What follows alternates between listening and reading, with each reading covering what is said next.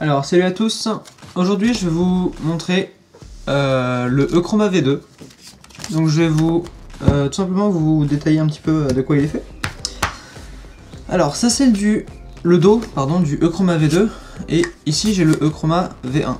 Donc on voit que le Echroma V1 est un poil plus coloré. Mais par contre une différence qui va peut-être pas se voir là, c'est que le Echroma V1 est fortement décentré, donc facilement d'1 millimètre. Le bord là est beaucoup plus large que le bord ici. Ce qui n'est pas le cas du Echroma V2, puisque le Echroma V2 a été imprimé avec une précision impressionnante, et tous les dos sont parfaitement équilibrés. Ceci dit, donc le Echroma V2, le dos donc, est un poil plus clair, un poil plus sobre, mais essentiellement c'est le même design. Parlons des faces maintenant. Donc je vais vous montrer les 4 races qui ont été entièrement designées pour l'association avec des points d'interrogation, donc qui rejoint l'idée de Enigmagic. Les 4 races par ici. Donc on a l'As de cœur avec le logo Enigmagic, l'As de carreau avec le logo Enigmagic, l'As de pique avec le logo Enigmagic et hop, l'As de trèfle avec le logo Enigmagic aussi. Alors ça c'est pour les As. Il faut savoir que le design des As ici se retrouve en fait dans les pips, les index, c'est-à-dire qu'ils sont en fait là. Et ce donc pour toutes les suites. Donc les index des cartes sont en fait comme ceci. La police est customisée par rapport à vos bicycles classiques, comme vous le voyez. Et donc les pips aussi fatalement. Donc les As ont été designés exprès. Du point de vue des cartes à points. Donc par exemple ici un 4 de pique. Les pips ont aussi été designés exprès, c'est-à-dire que sur chaque type de couleur, vous retrouvez un point d'interrogation. Donc ça par exemple c'est pique.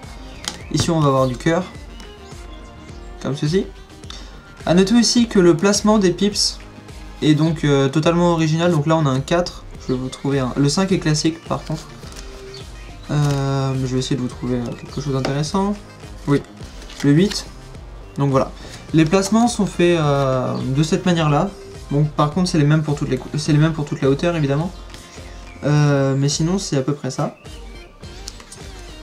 Quoi d'autre? Ça va être un 7 par exemple. Et le 9 donc ce sera simplement le quadrillage de 3 x 3 cartes. En dehors de ça les figures ressemblent à ça.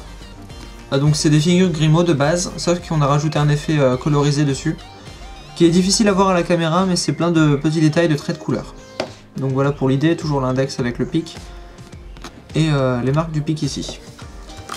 Avec ce paquet vient 2 jokers qui ont été aussi entièrement designés. Donc il y en a un ici et un ici. J'attire votre attention sur le fait que les pips du joker sont multicolores, qu'on peut pas forcément bien voir à la caméra. Et voici à quoi ressemblent les 2 jokers. Donc simplement le logo d'Enigmagic, noir sur bleu et bleu sur rouge sur bleu et bleu sur rouge avec les points d'interrogation en fond. Joker comme ceci. Le stock est excellent, honnêtement les cartes sont très flexibles mais aussi donc pas super souples. Par contre il faut le travailler pour que ce soit plus souple. Elles ont beaucoup de snap si vous voulez. Niveau finition, mieux que les V1 puisqu'elles fanent de manière parfaite comme ceci. Niveau du spread, c'est pareil, sans souci. Alors que les V1 on pouvait avoir quelques difficultés pour faire des fans. Bien sûr, si vous passez par une pression ou quoi que ce soit, il n'y a plus aucun problème. Mais voilà. Donc voilà, c'est grosso modo tout pour les V2. Je vais vous faire un petit tour de magie histoire de clore la chose. Donc on laisse quelqu'un prendre une carte, par exemple celle-ci. Donc le 4 de carreau. Pendant ce temps, moi je vais sortir 2 cartes pour m'aider qui seront. Bah on va prendre les 2 jokers. Donc c'est 2 là.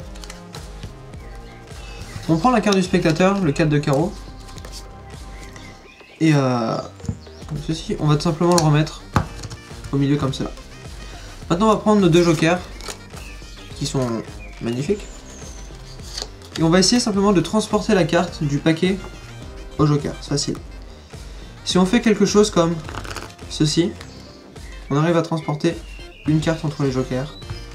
Et cette carte se trouve être la carte du spectateur. Bon, en soi, c'est pas forcément super impressionnant. On peut peut-être essayer de faire un petit peu autre chose. Peut-être que si on les met par ici et qu'on prend les jokers et que, je sais pas, on peut toujours faire quelque chose du style 1 puis 2 avec le paquet, bien sûr, toujours par ici.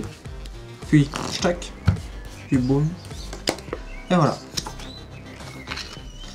C'est tout pour le moment. Salut à tous.